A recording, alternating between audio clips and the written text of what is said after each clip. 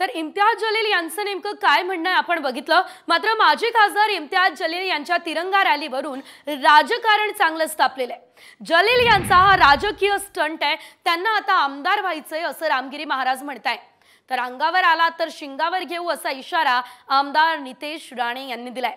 इम्तियाज जलील यांनी संभाजीनगर ते मुंबई तिरंगा संविधान रॅली काढली आहे। रामगिरी महाराज आणि नितेश राणेंवर गुन्हा दाखल करा ही मागणी इम्तियाज जलील यांनी केली आहे। केवळ राजकीय स्टंट म्हणून त्यांचा हा मोर्चा मुंबईकडे राजकीय स्टंट। आता आमदार केलं उभं राहायचं, दुसरं काय। त्यांना वाटतं खासदार केलं पडलो, पण पुन्हा आमदार केलं उभं राहण्याकरता निवडून येण्याकरता काहीतरी सहानुभूती निर्माण करावी आणि त्याच्यामुळे मुस्लिम धर्मामध्ये एक संभ्रम निर्माण करायचं काम चालू आहे। जमलेले जे काही जिहादी जे मुंबईला जमतायत त्यांच्या आणि तिरंग्याचा काय संबंध हा मुळामध्ये त्यांनी मला पहिले सांगावं।